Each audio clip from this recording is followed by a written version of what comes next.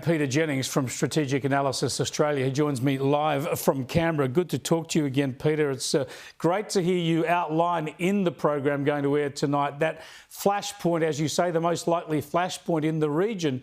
Are we prepared as a nation to deal with such a flashpoint? Nowhere near, Chris, and I guess the other point that needs to be made is that I'm talking about something that could well happen in the second half of the 2020s. This is not the far distant future.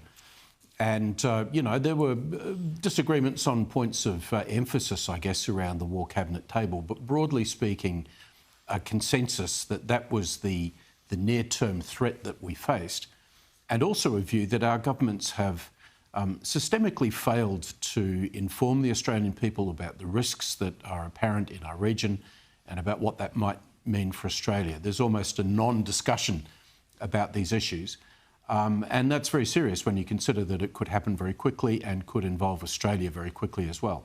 Now, you've worked in defence, you know the sorts of...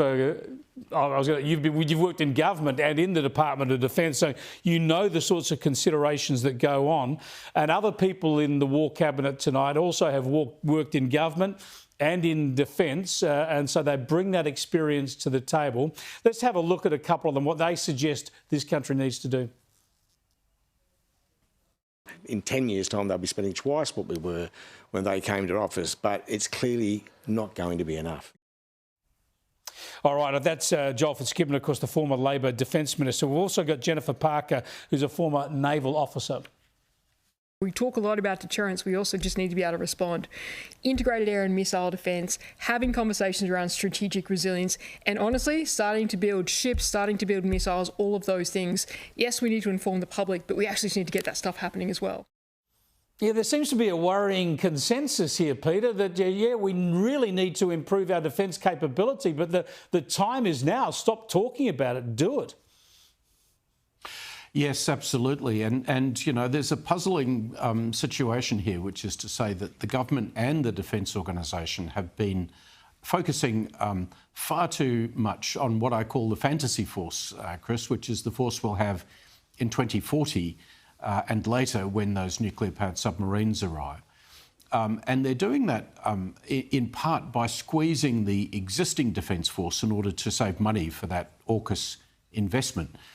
We actually now have, I think, a Defence Force in 2025 significantly weaker and less able to respond to military contingencies than was the case, you know, 20 years ago when we were involved in East Timor and active in the Middle East. And that should be a pressing concern. I think there was strong agreement around the table that what we need is an urgent government priority to strengthen the existing Defence Force. That does mean more defence spending.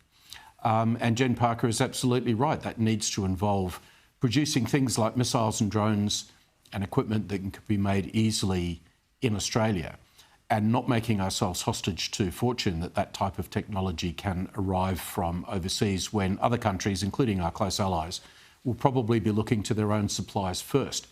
So we need to boost Australian defence industry as a matter of urgency as well. Great analysis, Peter. Thanks again for joining us. Peter Jennings there from Strategic Analysis Australia.